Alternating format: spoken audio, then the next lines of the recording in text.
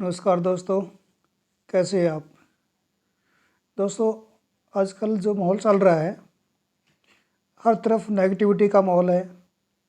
लेकिन मैं आपको सामने कुछ ऐसी बातें करने जा रहा हूँ कि लोग जो पॉजिटिविटी के बारे में बात करते हैं, लोग कहते हैं कि पॉजिटिव रहिए, अच्छी बात है पॉजिटिव रहना। लेकिन मैं आपके साथ ये भी बात शेयर करना चाहता हूँ कि पॉजिटिविटी के साथ अपनी भावना या वेदना को न नकारें। कई बार ऐसा होता है कि हम पॉजिटिव रहने के चक्कर में अपनी जो वास्तविक वेदना है, जो भावनाएं हैं, उसको नकार देते हैं। हमारे अंदर दोनों भावनाएं एक साथ भी रह सकती हैं, यानी कि दोनों ही ज़रूरी हैं। इसमें जो पॉजिटिविटी रहना जो ज़रूरी है, लेकिन पॉजिटिविटी कई बार क्या होती है, वो टॉक्सिक का काम कर देती है हमारे लिए। यानी कि वो पॉजिटिविटी इतना हावी हो जाती है कि हमारी जो वास्तविक वेदना उसको हम भूलने की कोशिश भी करते हैं, लेकिन पॉजिटिविटी के चक्कर में उसको भूल नहीं पाते हैं। सपोज करो आपकी नौकरी चले जाए, घर में कोई अनर्थ हो जाए, आपका मकान चला जाए, फिर भी पॉजिटिव रहना होगा। ऐसी पॉजिटिविटी हिंसक होती है, क्योंकि वह आपकी भावनाओं को नकार रही है। वे भावनाएं जो वास्तविक है, तथ्य हैं। उदाहरण के लिए मैं आपको बताना चाहता हूँ, किसी की नौकरी चली जाए तो लोग उस पर पॉजिटिव रहने का दबाव बनाते हैं। वह खुद पर पॉजिटिव रहने का दबाव डालता है, जिससे उसकी वास्तविक वेदना दब जाती है। बार बार ऐसी बातें कही जाएंगी, कृतज्ञ रहो, शुक्र बनाओ, शुक्राना करो रब दा, कि तुम्हारे घर में किसी की तो नौकरी बची है, दूसरों के पास इतना भी नहीं है, कम से कम तुम्हारे सिर पर छत है। इस तरह की बातें होती हैं। अच्छी बात है, यानी कि हमें शुक्राना करना चाहिए, रब ने हमें बहुत कुछ दिया है, लेकिन साथ में यह भी याद रखना चाहिए कि उससे हमारी वेदना तो नहीं जा रही। कृतज्ञता एक अलग चीज़ है, नकारात्मक भावना या नेगेटिविटी दूसरी चीज़ है। हम सोच रहे हैं कि हम पॉजिटिविटी पर ध्यान देंगे तो हमारी वेदना कम हो जाएगी, लेकिन ऐसा नहीं है। मान लो आपके शरीर में कहीं चोट लगी हुई है और हम कहते हैं कि पॉजिटिव रहो, पॉजिटिव रहो। क्या पॉजिटिव रहने से आपकी चोट ठीक हो जाएगी? नहीं। उसको स्वीकार करना होगा कि शरीर में चोट है, उसका इलाज भी कराना होगा। पॉजिटिव रहने का मतलब ये कतई नहीं है कि मेरी मानसिक वेदना चली जाएगी। सबसे पहली बात यह है कि इस वेदना को, दर्द को स्वीकार करना ही होगा। दोनों विरोधी भावनाएं एक साथ रह सकती हैं, यानी कि पॉजिटिविटी भी और कृतज्ञता भी। साथ ही हम में वेदना भी हो सकती है, हमें कुछ खोया है।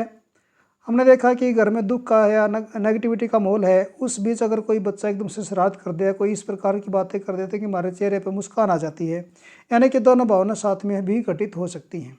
यानी कि हम किसी एक किनारे पर नहीं रह सकते कि हम हर समय पॉजिटिव रहें।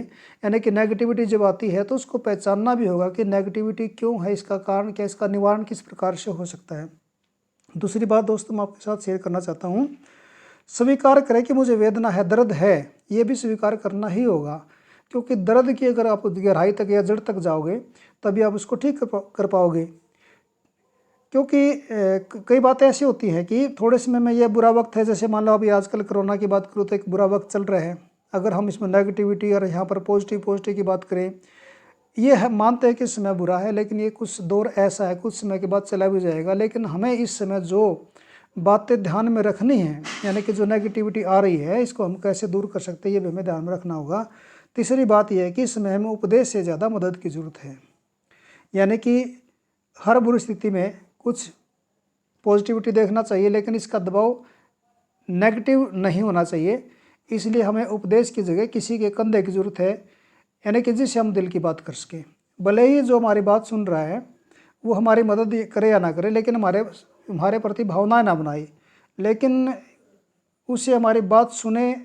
क्या हम किसी को अपनी बात सुना सकते हैं या कोई हमारी बातें सुनेगा, तो इससे हमारा जो है दर्द जो हल्का हो जाता है। कई बार ऐसा होता है कि हमारी बात सुनने वाला कोई नहीं होता या हम जैसे विचारों का कोई व्यक्ति नहीं होता है, तो ऐसे में अपनी भावनाओं को डायरी में भी लिखें या मोबाइल में अपनी एक अलग से ई बुक बना सकते हो, उसमें लिख सकते हो। यानी कि आप जहाँ पर अपनी भावनाओं को व्यक्त कर सकते हो, भावनाओं को अंदर दबा कर न रखें। यानी कि कई बार ऐसा होता है पॉजिटिव रहो, पॉजिटिविटी के चक्कर में अगर हमारी नेगेटिविटी भी जो है वो कहीं जो हमारी वेदना है वो दब जाती है। दूसरी तरफ ये बात भी है कि कुछ समय में हम लोग एकदम रिलैक्स हो गए, हमें थोड़ा सा लापरवाह हो गए, जिससे हम इस बार संकट और बड़ा हो गया। अब जैसे कोरोना की दूसरी लहर चल रही है कि फर्स्ट टाइम में जब थोड़ी बहुत रिलैक्सेशन हो गई थी तो लोग लापरवाह हो गए। यानी कि आत्म अनुशासन भी ज़रूरी है। यानी कि कई बार ऐसा होता है कि हम चीज़ों को देखकर, कई लोग सुनकर ही उसका सोच लेते हैं कि भाई बचाव करना ज़रूरी है। कई लोग सोचते हैं कि कुछ नहीं होता, पहले उसका एक्सपीरियंस करते हैं। कभी उस कुछ लोग जो है तीसरे का एग्जाम्पल लेते हैं कि उसके साथ ऐसा हुआ था, कि ज़रूरी नहीं है कि आप एक्सपेरिमेंट करो या अपने ऊपर एक्सपेरिमेंट करो तब तक काफ़ी लॉस हो सकता है। इसलिए हर चीज़ों को जो है पहले संभल कर देखें और अपनी वेदना को जो प्रकट करें। ऐसा नहीं कि पॉजिटिव रहना बुरी बात नहीं है, लेकिन पॉजिटिविटी के साथ साथ हमारी जो शरीर की वेदना है, जो जिसका हमें कष्ट और निवारण करना चाहिए, जिस कष्ट का, उसको भी पहचानना होगा। तभी तो हम एक नई राह पर नहीं उस पर चल पाएंगे, क्योंकि पॉजिटिविटी और नेगेटिविटी और वेदना जो हमारी है उन सभी को बैलेंस बना के चलना होगा। तो कहीं ऐसा ना हो कि आपकी पॉजिटिविटी ही आपके ऊपर इतनी हावी हो जाए, यानी कि एक टॉक्सिक का काम कर दे। आज के लिए इतना ही, धन्यवाद। मिलते हैं नई वीडियो के साथ। Thank you.